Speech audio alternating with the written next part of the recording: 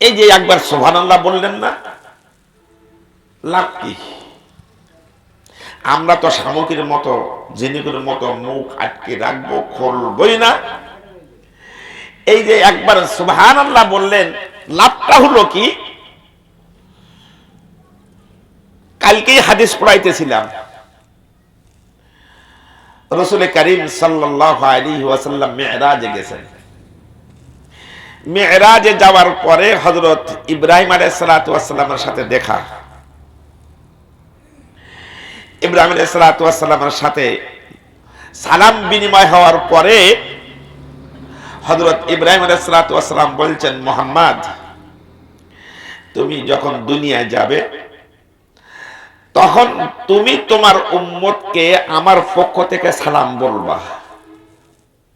আবার এখন মুখ বন্ধ করে আছে। ইব্রাহিম আলাইহিস সালাতু ওয়াস সালাম যদি আপনাকে সালাম দেয়, ভাগ্য ভালো না খারাপ? ভালো না? ইব্রাহিম আলাইহিস সালাতু ওয়াস সালাম বলছেন, ও আল্লাহর দোস্ত, তুকরিউ মিন্নি উম্মাতাকা আসসালাম। আপনি দুনিয়ায় যেই আপনার উম্মতকে আমি ইব্রাহিমের পক্ষ থেকে সালাম বলবা।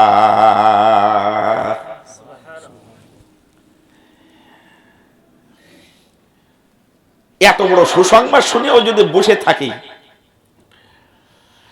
যদি ডিসি সাহেব আমাদেরকে সালাম দিত তো মনে হয় সালাম সাথে সাথেই ঢাকায় এই সাতক্ষীরায় পৌঁছে যেত। ইব্রাহিম আলাইহিস সালাতু ওয়াস সালাম বলছেন,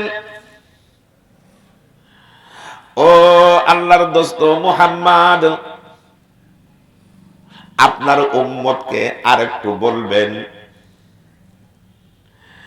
যে জান্নাতের মাটি উর্বর মাটি, জান্নাতের মাটি উর্বর মাটি, যা লাগাই তাই হয়, যা ফেলাই তাই হয়, ওর পিছনে কষ্ট করা লাগে না।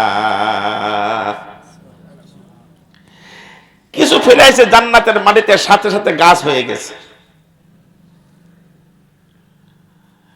ইব্রাহিম সালাতু ওয়াস সালাম বলেন, উজবাতুল মা, জান্নাতের পানি হলো সুমিষ্ট পানি, স্বচ্ছ পানি, লোনা পানি না। জান্নাতের পানি বড় সুন্দর পানি। তবে শুনে রাখেন, আপনার উম্মতদের জন্য জান্নাতের মধ্যে যে বরাদ্দ আছে, জমিন বরাদ্দ, জমিন কি আছে? বরাদ্দ আছে। ওই জমিন কিন্তু ধুধু ফাঁকা, কোনো গাছপালা নাই, ফাঁকা। জান্নাতের মাটি উর্বর মাটি, পানিও মিষ্টি, কিন্তু জান্নাতের মাঠগুলো সম্পূর্ণ ফাঁকা, কোনো গাছপালা নাই।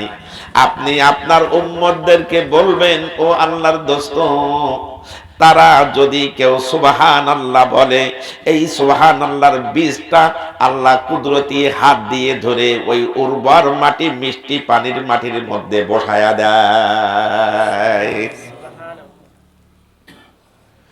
একবার আলহামদুলিল্লাহ বলবে, আল্লাহ পাক আলহামদুলিল্লাহর ওই বীজটা কুদরতি হাত ধরে উম্মত, আপনার উম্মতের ওই মাঠের মধ্যে, মিষ্টি আর উর্বর মাটির মধ্যে বসায়া দেয়। আল্লাহু আকবার বলবে, আল্লাহু আকবারের ওই সব বীজটা আল্লাহ কুদরতি হাত দিয়ে ধরে জান্নাতের উর্বর মাটির মধ্যে বসায়া দেয়। আল্লাহ পাক দিতে রাজি, সাথে সাথে গাছটা বীজ থেকে অঙ্কুর বাইর হয়ে বড় আকার ধারণ করতে দেরি হয় না। সুবহানাল্লাহ বললে লাভ। দোকানপাটে গিয়ে কত গল্প করি, কত কিছু করি, ওই গল্পের কিন্তু হিসাব দেওয়া লাগবে। আর সুবহানাল্লাহ, আলহামদুলিল্লাহ, আল্লাহু আকবার সুসংবাদ শুনে তাসবিহ পাঠ করলে এর হিসাব দেওয়া লাগবে না, বরং আল্লাহ কুদরতি হাত দিয়ে ধরে জান্নাতের উর্বর আর মিষ্টি পানির মধ্যে আল্লাহ বসায়া দেয়, গাছ তৈরি করে দেন। এই গাছ কত বড় হবে? হাদিস পাকের মধ্যে রাসূল করিম সাল্লাল্লাহু আলাইহি ওয়াসাল্লাম বলেন, এই গাছের ছায়া এত বড় হবে, এত বড় হবে যে এই গাছের ছায়ায় যদি একটা দ্রুতগামী ঘোড়া 500 বছর পর্যন্ত যদি গাছের গোড়া থেকে দৌড়ানো শুরু করে দেয়, তাহলে গাছের ছায়া শেষ করতে পারবে না।